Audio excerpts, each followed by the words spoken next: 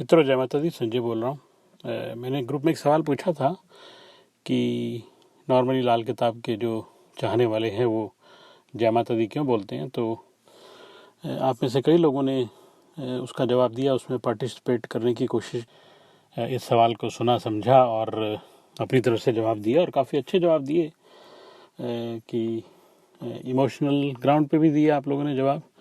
तो क्योंकि मैंने भी जैसे ही अपनी ये संबोधन शुरू किया आपके साथ, मैंने भी जय माता दी बोला। तो मेरा ऐसा मानना है कि जो जय माता दी हम बोलते हैं और लाल किताब वाले लोग या ज्योतिष वाले लोग, तो ज्योतिष की विधा को अपने अंदर स्थापित करने के लिए आपको 3-4 प्लैनेट जो हैं वो अच्छी तरह से मुकम्मल करने पड़ेंगे या होने चाहिए, तभी आप ज्योतिष की उस गहराई में उतर सकते हो। और क्योंकि मैंने गहराई कहा, और गहराई का जो सबसे बड़ा द्योतक है वो राहु देव है, और राहु की अधिष्ठात्री देवी जो हैं वो माँ सरस्वती हैं। तो माँ सरस्वती राहु की अधिष्ठात्री देवी हैं, और राहु की विधा यानी कि जो एक आपके दिमाग की पॉजिटिव हलचल, अब राहु नेगेटिव भी हो सकता है लेकिन मैं इसमें सिर्फ पॉजिटिव की बात करूँगा। तो राहु की अधिष्ठात्री देवी क्योंकि माँ सरस्वती है और वो ज्ञान की देवी हैं, अगर आप ज्ञान की गहराई में उतरने की विधा आपके शरीर में नहीं है,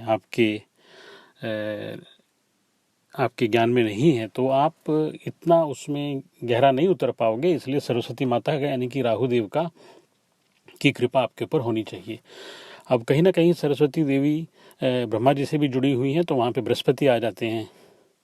और कई दंत कथाएं हैं, पुराणों में हैं। ब्रह्म वैवर्त पुराण में लिखा हुआ है कि माता सरस्वती और जो ब्रह्मा जी हैं वो आपस में पति पत्नी हैं। कहीं पे उनको पुत्री पिता का भी रिश्ता बताया गया, और माता सरस्वती को गायत्री का भी स्वरूप बताया गया, जो कि ब्रह्मा जी की पत्नी के स्वरूप में है।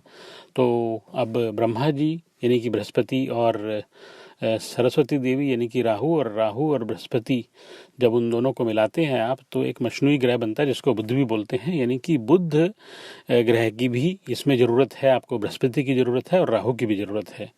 तो अब बुध की अधिष्ठात्री देवी माँ दुर्गा को बोला गया, ऐसा लाल किताब में लिखा हुआ है। अगर आप बुध के बारे में पढ़ेंगे तो सबसे पहले जो फोटो आती है वो दुर्गा माता की आती है। तो यानी कि आपको दुर्गा जी की भी ज़रूरत है, बुद्ध की ज़रूरत है। यानी कि एक सटीक बुद्धि हो और उस बुद्धि की सटीक धार हो, और फिर जो बृहस्पति यानी कि जो ज्ञान के देवता हैं, जो शिक्षा के देव हैं, और सरस्वती माता यानी कि जो ज्ञान की अधिष्ठात्री देवी हैं, तो इन तीनों के कॉम्बिनेशन से मिलके कुछ ऐसा बनता है जिसमें कि बुद्ध सबसे ऊपर निखर के आता है। तो इस वजह से भी जय माता दी बोलते हैं, ताकि हमारे अंदर ये तीनों देवताओं का जो एक सम्मिलित रूप है वो स्थापित रहे।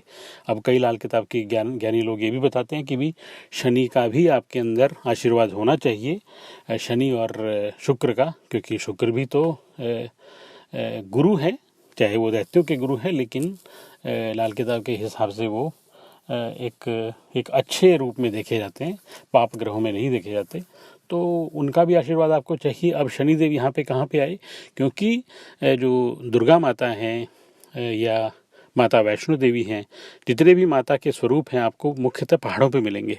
तो उस वजह से कहा गया है कि भी जहाँ पे बुद्ध का जो स्थान है पहाड़ों पे मिलेगा, और बुध एक ठंडा ग्रह है जो कि पहाड़ों पे यानी कि शनि देव में ही अपने आप को ज़्यादा कंफर्टेबल महसूस करते हैं। बुध मंगल के साथ, गर्मी के साथ इतना कंफर्टेबल महसूस नहीं करता।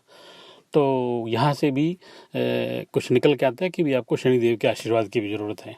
अब जब ये सारा कुछ आपका फलित होना शुरू हो जाता है तो फिर शुक्रदेव यानी कि लक्ष्मी माता की कृपा होनी शुरू होती है। तो उनका भी इसमें जो योगदान बनता है। इस वजह से मेरे को ऐसे समझ में आया कि भी हम जय माता दी बोलते हैं, और अलग अलग लोगों के मत हो सकते हैं। अब गणेश जी को भी बुद्ध के देवता बोलते हैं, बुद्धि के देवता बोलते हैं, और लाल किताब के हिसाब से गणेश जी जो है केतु के स्वरूप भी हैं, अच्छे वाले केतु के। तो अब गणेश जी यानी कि केतु, दुर्गा जी यानी कि बुद्ध, और सरस्वती माता यानी कि राहु। तो राहु और केतु, जो गणेश जी और सरस्वती माता जो भाई बहन का स्वरूप भी है हमारे वैदिक संस्कृति में, इनसे मिलके भी आप शुक्र बनाते हो, यानी कि लक्ष्मी जी का स्वरूप। तो जब आप गणपति की और आपके ज्ञान की देवी की आपके ऊपर कृपा होती है, तो फिर लक्ष्मी माता की कृपा ऑटोमेटिकली होनी शुरू होती है। इसीलिए बुद्ध को लाल किताब में सर्वशक्तिमान कहा गया है, क्योंकि सारे ग्रह कहीं ना कहीं से बुद्ध से अफेक्टेड या इन्फ्लुएंस्ड होते हैं। राहु केतु स्वयं बुद्ध के दायरे में घूमते हैं। शनि के जो दो एजेंट राहु केतु हैं, जो शुक्र है वो खुद राहु और केतु मशनुई से मिलके बनता है। जो बृहस्पति हैं, अगर उनका मशनुई देखें तो उनमें एक हिस्सा बुद्ध का भी होता है। तो इसीलिए लाल किताब बुद्ध को सर्वशक्तिमान मानती है। एक और ढंग से सोचें, एक जो छोटी कन्या है वो अपने बाल स्वरूप में देवी का स्वरूप है, माता का स्वरूप है, बुद्ध है। जब वो उसका विवाह हो जाता है वो शुक्र बन जाती है, और जब वो प्रौढ़ अवस्था में पहुंच जाए तो वो चंद्रमा बन जाती है। तो ये बुद्ध की यात्रा भी है एक तरह से, और यही कारण है ये बहुत अच्छा प्रचलन है। और हम सभी को हमारा संबोधन जय माता दी से ही करना चाहिए।